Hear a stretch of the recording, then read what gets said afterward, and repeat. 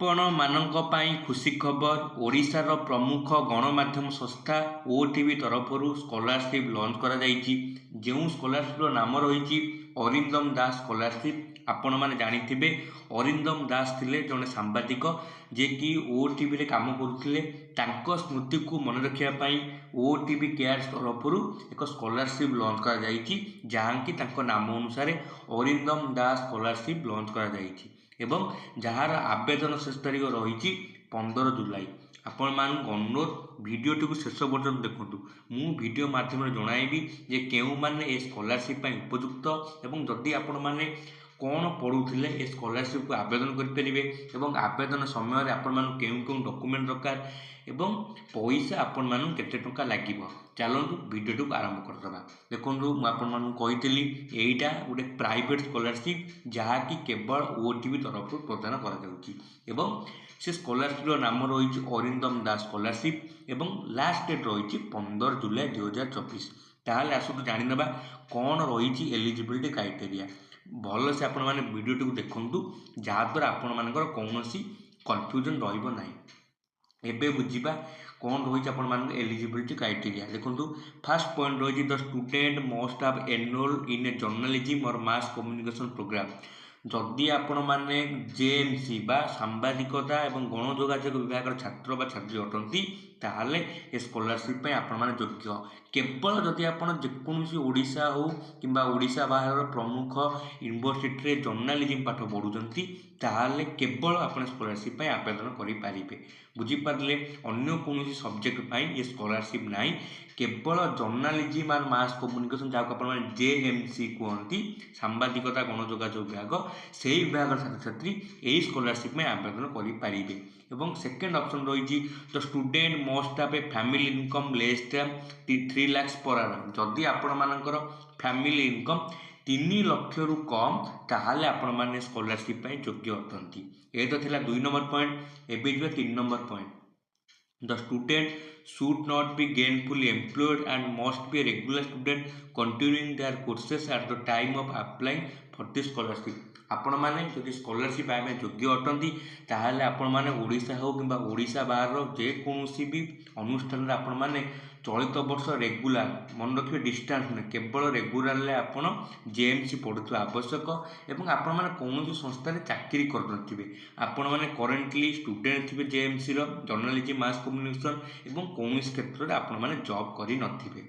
एबे जिबा 4 number point को for students belonging to the general category minimum 90% marks in the most recently completed examination +2 और graduation is required. देखंतु जदि आपण जनरल कैटेगरी रो जाउचंती आपण मानकर लास्ट एग्जामिनेशन जो पास करिसंती लास्ट एग्जामिनेशन भाबे आपण मानकर दिया जाउची +2 एवं आपण ग्रेजुएशन +3 को आपणकर +2 किंबा +3 रे मिनिमम 90% थिबा दरकार। जदि आपण मान जनरल स्टूडेंट अछंती मिनिमम जदि आपण मान 90% रहउची +2 किंबा +3 रे तेबे जाई आपण मान स्कॉलरशिप पे आवेदन करि परिबे। एबे जे 5 नंबर पॉइंट को for students belonging to the SC ST and OBC category minimum 85% marks in the most recently completed examination +2 और ग्रेजुएशन इज रिक्वायर्ड। जदि आपण माने SC किंबा ST किंबा OBC कैटेगरी बिलोंग करूचंती आपण मानकर मिनिमम +2 किंबा ग्रेजुएशन रे 85% मार्क थिबा नियाती दरकार। मन रखिबे जनरल पिलांग पई 90% एवं SC ST OBC पिलांग पई 85%। जदि आपण मानकर योग्यता एई 5टी पॉइंट को मेल खाउची ताहले आपण माने स्कॉलरशिप को निश्चित भाव में आवेदन करंतु। तेबे आसंतु बुझिनेबा जदि आपण माने ए एलिजिबिलिटी क्राइटेरिया योग्य अछंती बा योग्य अटंती आपण माने किपरि आवेदन करिवे। आपण माने कहि रखे मु डिस्क्रिप्शन बॉक्स रे आरो आवेदन लिंक दे देबी। आपण माने सेठी क्लिक करी निजर स्कॉलरशिप फॉर्म भरि पारिबे। देखंतु आपण मानक प्रथम नेम दवा पड़ो डेट ऑफ बर्थ दवा पड़ो तासर आप एज भी देवे अपन करेंटली एजुकेशन आपण मान कौन रही एजुकेशन देवे तासर आप आधार नंबर रही आपण रिलीजन आपण घर ठिकाना परमानेंट एड्रेस बापा ना और माँ ना बापा एज और माँ एज ଏବଂ ତାଙ୍କ ନାଁ ଏବଂ ତାଙ୍କ କଣ୍ଟାक्ଟ फोन नंबर देवे ता सहित आपन पेरेंट्स को phone number and most important आपनकर मेल आईडी देवे मोस्ट इंपोर्टेंट आपन मेल आईडी एवं फोन नंबर आ जहाँ भी डिटेल्स हो सब सठिक देवे तापर आसवे आप कौन पढ़ुंट से प्रकार इनफर्मेशन आपको पड़ो details of the institute currently studying आपने कौ इंस्टीट्यूट बर्तमान पाठ पढ़ुं से डिटेल्स आपको देवाई पड़ो देखिए आप ना लिखे योर फुल नेम आपन कौ कॉलेज बर्तमान पढ़ुं नेम ऑफ द इंस्टीट्यूट आपर जो कॉलेज पढ़ुं से कॉलेज ठिकाना कौन रही देवे एवं आपण मैंने कौ संस्थार पढ़ुं आपण एनरोल अच्छा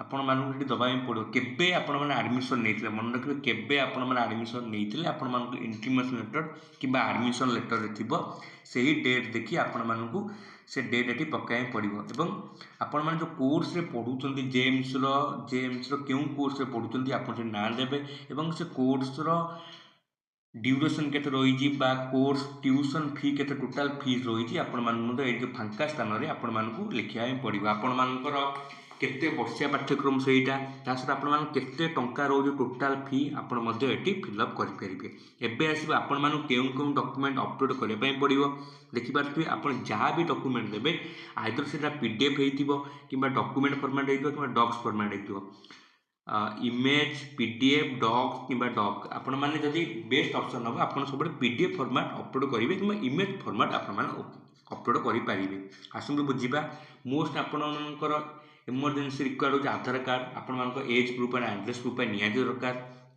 ता सहित इनकम प्रूफ भाव निज इनकम सर्टिफिकेट प्रदान करेंगे और 12th मार्कसीट +3 मार्कसीट ता सहित आप मोस्ट इंपोर्टेंट फी स्ट्रक्चर आपने लिखाई clearly fee structure of the courses certified by recommendation letter देखु आपण मानकर गोटे जो पढ़ुवे गोटे फी स्ट्रक्चर पीडीएफ थाए आपण कौन करेंगे से प्रिंट आउट बाहर करदे कॉलेज को जाई ताको आपण मैंने भेरीफाई करदे स्टाम्प सिल मारिकी और प्रिंसिपाल कि टीचर पाखु साइन आनी पीडीएफ कि इमेज करी अपलोड करदे एवं जी आउ गोटे ऑप्शन को आपण मान गोटे A4 साइज पेपर मन गोटे जेरोक्स पेपर रे आपण मान लिखापी पड़ो why you are a deserving student आपण मानू आपण कौन पाई स्कॉलरशिप निहाती दरकार आपण को निज कौन अधिक योग्य भावुं ये स्कॉलरशिप लिखापी स्कॉलरशिप पाइबापी आपण मैंने गोटे A4 पेपर लिखि ये अपलोड करेंगे एथर बुझीपारे आपण मान केउं केउं डॉक्यूमेंट निहाती दरकार एबे जी आपण पेरेंट्स और गार्डियंस को इनफॉरमेशन कौन रहिबो देखिपारथु एटी आपण मानकर बापा होंतु कि माँ होंतु कि आपनकर गार्डियन जी भी अच्छा details occupation name full name आपण मानक दबाई पड़ो ता सहित गोटे आफिडेविट गोटे ऑप्शन अच्छी आपण मैंने कॉमन डाटा गुड़ाक ये रोचे आपण ना और आपण मैंने कौन पढ़ुं से डिटेल्स गुड़ाक भी आपण मानक आफिडेविट भाव में दबाई पड़ो केवल आपण मानक फिलअप कराई पड़ो बास किसी ना कॉमन डाटा गुड़िक रही यही तो थी आपण मानक कौन कौन डॉक्यूमेंट लगे आपण मानक डॉक्यूमेंट वेरिफिकेशन बेले कौन कौन दरकार ये क्लीयरली मेंशन अच्छे आप पढ़ीपर migration certificate details of admission in the institute where currently pursuing journalism and mass communication आपण मैंने जो कॉलेज जर्नलिज्म पढ़ुं से कॉलेज आप इंटीमेशन लेटर कि एडमिशन लेटर ताकू पाख रखिथे college identity card photocopy passport size family photograph आप फैमिली फोटोग्राफ मेंशन अच्छी आपण जिते डॉक्यूमेंट वेरिफिकेशन हम आप एक्सट्रा एति डॉक्यूमेंट दरकार आप देखिपे तापर आप फाइनाली एति निज पाख रखी सारापर सबमिट आप मारिदेवे आपण मानकर समाप्त हो अरिंदम दास स्कॉलरशिप 2024 आवेदन आसतु बुझा आउ कि मन रखा डाउट जे व्हाट इज अरिंदम स्कॉलरशिप आपण मान प्रश्न थी व्हाट इज अरिंदम स्कॉलरशिप देखो Arindam Das scholarship is an initiative by OTP cares मुझे कही यहाँ गोटे प्राइवेट स्कॉलरशिप जहाँकि ओटीपी केयर्स आपण प्रदान करुँची क्या प्रदान करुँची financial support to matric student pursuing journalism and mass communication जो मैंने जर्नलिज्म एवं मास कम्युनिकेशन पढ़ुं मन रखु जब आप अलग कौन कोर्स पढ़ुं ताहले आपण मैंने स्कॉलरशिप योग्य नुहति जो मैंने केवल जर्नलिज्म एंड मास कम्युनिकेशन पढ़ुं से स्कॉलरशिप आवेदन करेंगे ए बुझा who is eligible for apply मुझे वीडियो प्रथम भाव में कही एलिजिबिलिटी क्राइटेरिया कौन रही आप वीडियो को पछकू नहीं बुझीपारे कौन रही आपर एलिजिबिलिटी क्राइटेरिया एवं आसिया बुझे आपण केते टंका ପ୍ରଦାନ କରାଯିବ ସ୍କଲାରସିପ୍ ବେଳେ ଆପଣମାନଙ୍କୁ କହି ରଖିବି ଏଠି ଯେ ଆପଣ ଯଦି ସ୍କଲାରସିପ୍ ଯୋଗ୍ୟ ବ୍ୟତୀତ ହେଉଛନ୍ତି ଓଟିଭି ତରଫରୁ ଆପଣମାନଙ୍କୁ ୟୁନିଭର୍ସିଟି ଫି ଦିଆଯିବ, ରେଜିଷ୍ଟ୍ରେସନ୍ ଫି ମଧ୍ୟ ପ୍ରଦାନ କରାଯିବ, ଏକ୍ଜାମିନେସନ୍ ଫି ପ୍ରଦାନ କରାଯିବ, ଟ୍ୟୁସନ୍ ଫି ମଧ୍ୟ ପ୍ରଦାନ କରାଯିବ। ତା ସହିତ ଯଦି ଆପଣ ହଷ୍ଟେଲ କିମ୍ବା ବୋର୍ଡ଼ିଂ ଯେଉଁଠି ବି ରହୁଛନ୍ତି ଆପଣଙ୍କ ଏ ଫି ମଧ୍ୟ ପ୍ରଦାନ କରାଯିବ। ମୋଟ ଉପରେ କହିବାକୁ ଗଲେ ଆପଣଙ୍କ ପାଠପଢ଼ାର 70-80% ସେମାନେ ପ୍ରଦାନ କରି ପାଖାପାଖି 80% ଓଟିଭି ତରଫରୁ ପ୍ରଦାନ ଆପଣମାନଙ୍କୁ କରାଯିବ। ତା ସହିତ ବୁଝିପାରୁଥିବେ ଆପଣମାନଙ୍କୁ କେଉଁ ପଇସା ସେମାନେ ଦେବେ ନାହିଁ, ଆପଣମାନଙ୍କର ଯାହା ବି ପାଠପଢ଼ା ରିଲେଟେଡ଼୍ ଫିସ୍ ରହିଲା, admission fee, university fee, hostel fees, ସେମାନେ ଫିସ୍ ଗୁଡ଼ିକ ପ୍ରଦାନ କରିବେ। ଏବଂ ଆପଣଙ୍କର କ'ଣ ପ୍ରଦାନ କରିବେ ନାହିଁ, ଆପଣଙ୍କର ୟୁନିଫର୍ମ ଦେବେନି, ସେମାନେ ୟୁନିଫର୍ମ ପାଇଁ ପଇସା ଦେବେନି କିମ୍ବା ବହି କିଣିବା ପାଇଁ ସେମାନେ ପଇସା ଦେବେନି, କେବଳ ଅଫିସିଆଲ ଫିସ୍ ଯାହା ରହିଲା ସେମାନେ ପେ କରିବେ। What are the document required to be submitted for the scholarship program ମୁଁ ଆପଣମାନଙ୍କୁ କହିସାରିଛି ଯେତେବେଳେ ବୁଝାଉଥିଲି କ'ଣ କ'ଣ ଡକ୍ୟୁମେଣ୍ଟ ଦରକାର। ଆପଣଙ୍କ ଏଜ୍ ପ୍ରୁଫ୍, ଆପଣମାନଙ୍କର ଆଧାର କାର୍ଡ଼ ଦରକାର, ଆପଣମାନଙ୍କୁ ପ୍ରଥମରୁ କହିଥିଲି। ଏବଂ ଆପଣମାନଙ୍କର ଆଡ୍ରେସ୍ ପ୍ରୁଫ୍ରେ ଆପଣମାନଙ୍କର ଗୋଟେ ପ୍ୟାରେଣ୍ଟସ୍ଙ୍କର ବି ଯଦି ନାହିଁ ତାହେଲେ ଆପଣମାନଙ୍କ କିଛି ଆଧାର କାର୍ଡ଼ ଦେଇପାରିବେ। ପ୍ୟାରେଣ୍ଟସ୍ଙ୍କ ଇନକମ୍ ପ୍ରୁଫ୍, ଗୋଟେ ଇନକମ୍ ସାର୍ଟିଫିକେଟ୍, ଆପଣମାନଙ୍କ ମାଇଗ୍ରେସନ୍ ସାର୍ଟିଫିକେଟ୍ ଥିବ, copy of all marksheet and certificate starting from 10th onward. ଯଦି ଆପଣ 10ମ ପରେ ଆପଣମାନେ ଯାହା ବି ପାସ୍ କରିଛନ୍ତି, ଯେତେବେଳେ ଆପଣମାନଙ୍କ ଡକ୍ୟୁମେଣ୍ଟ ଭେରିଫିକେସନ୍ ହେବ ତାର ସମସ୍ତ ଜେରକ୍ସ କପି ପାଖରେ ରଖିଥିବେ। ଏବଂ କେଉଁ କଲେଜରେ ବର୍ତ୍ତମାନ ଆପଣ ପଢ଼ୁଛନ୍ତି ସେ କଲେଜର ଆଡ଼ମିସନ୍ ରିଲେଟେଡ଼୍ ଡକ୍ୟୁମେଣ୍ଟ ଯାହା ବି ଅଛି ତାର ଗୋଟେ କପି ରଖିଥିବେ। Copy of the college identity card of the student, ଆପଣମାନଙ୍କର କଲେଜ ଆଇଡି କାର୍ଡ଼ର ଗୋଟେ ଜେରକ୍ସ ପେପର ରଖିଥିବେ। ଏବଂ fee structure of the course ମୁଁ କହିଛି ଯେ ଆପଣମାନେ କିପରି ତାକୁ କଲେକ୍ଟ କରିବେ।